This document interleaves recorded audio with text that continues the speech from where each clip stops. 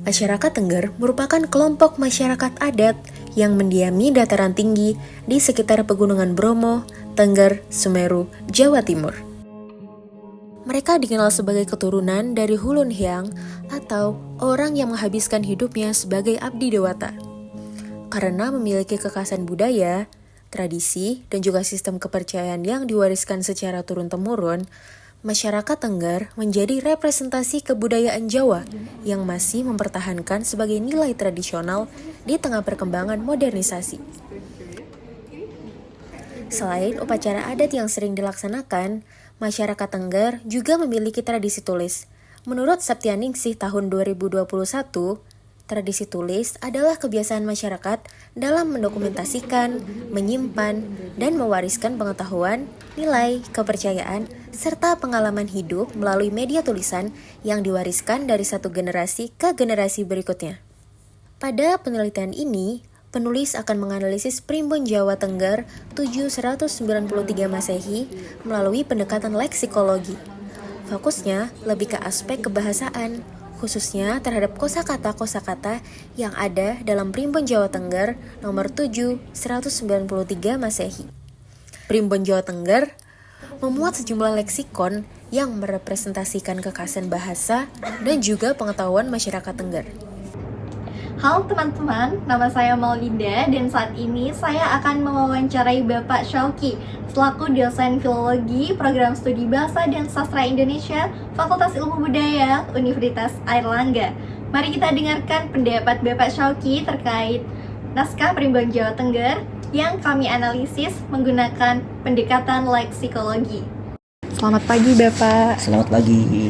Jadi kami izin mewawancarai Bapak ya terkait beberapa pertanyaan yang akan kami ajukan nanti terkait naskah Primbon Jawa 01937 Masehi.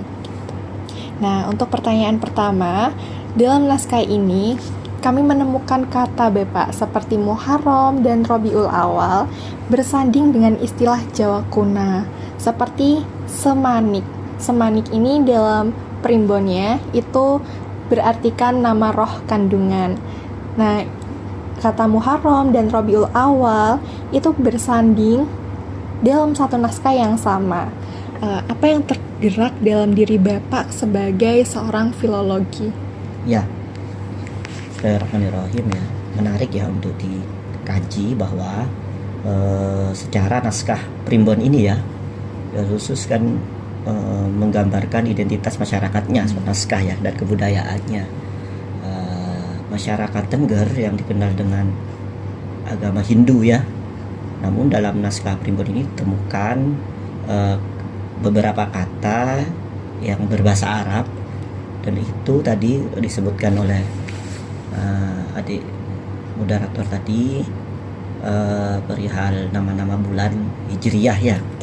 Ini menandakan bahwa karakter masyarakat Tengger itu ya kosmologi ya, kosmopolit ya, yang sangat terbuka dengan budaya yang lain, dalam ini Arab ya, dari beberapa kata berbahasa Arab, dan juga bisa juga ditarik bahwa terjadi proses pribumisasi Islam ya di masyarakat itu gitu ya, meskipun tetap ada ini ya hibriditas gitu ya, hibriditas budaya ya, meskipun tidak secara langsung kita memastikan itu proses islamisasi kan gitu, tapi adanya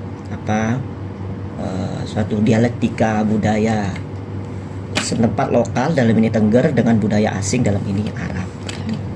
Itu ya Bapak. Baik, seperti itu pendapat dari Bapak Syauki.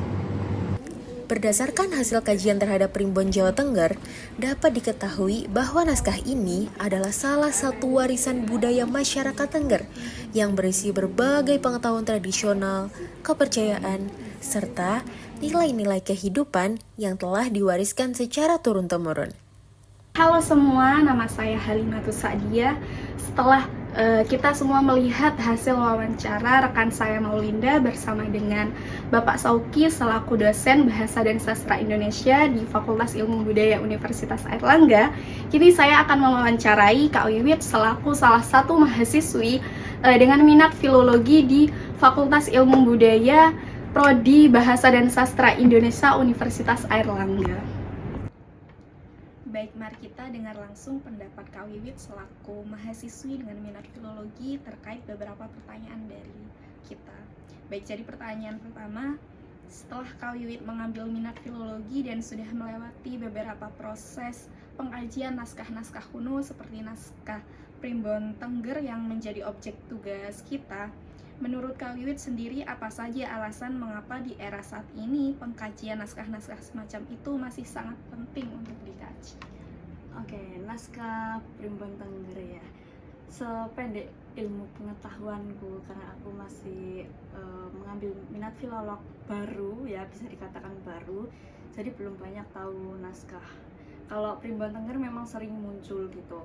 Pentingnya itu apa? Yang pertama itu karena di zaman modern dan globalisasi itu ya, naskah itu merupakan sumber pengetahuan dan warisan budaya yang berisi tentang pedoman atau kayak nilai-nilai kepercayaan yang menyusun cara berpikir seseorang di kehidupan masyarakat masa lampau gitu dan juga sekarang. Nah, melalui kajian filologi ini kita tuh juga nggak hanya menyelamatkan fisik naskahnya, nggak cuma menyelamatkan ya itulah fisik naskahnya, tapi juga kayak bisa mengungkapkan isi dan makna naskahnya itu sendiri tentang apa. Nah, kalau Primbon Tengger itu kan berisi tentang primbon ya, atau kayak bentuknya kalau nggak salah prosa, ajaran-ajaran gitu. Setauku orang yang menganut budaya Jawa yang sangat kental itu bisa menjadikan naskah Primbon Tengger ini sebagai acuan untuk melakukan kegiatan mereka sehari-hari. Nggak cuma sehari-hari, mungkin misalnya sebagai contoh ketika acara entah mau mantenan atau sekecil hal mendirikan rumah itu mencari hari yang baik. Nah, panduannya itu bisa dari naskah Primbon Tengger gitu. Nah, selain itu naskah Primbon Tengger ini kan juga sebagai warisan budaya ya, atau identitas budaya di masyarakat gitu. Jadi bisa menjadi sumber data sejarah bagi masyarakat sekarang. Baik, terima kasih untuk Kakak Wiwit atas kesempatan untuk kita bisa mewawancarai. Terima kasih sudah meluangkan waktu. Selamat melanjutkan penelitian. Terima kasih. Selamat sore. Sekian dari saya. Wassalamualaikum warahmatullahi wabarakatuh. Melalui kajian ini, diharapkan pembaca dapat diperoleh pemahaman yang lebih komprehensif mengenai karakteristik kosakata dalam Primbon Jawa Tengger, sekaligus kontribusinya terhadap pelestarian bahasa dan budaya masyarakat Tengger. Muah.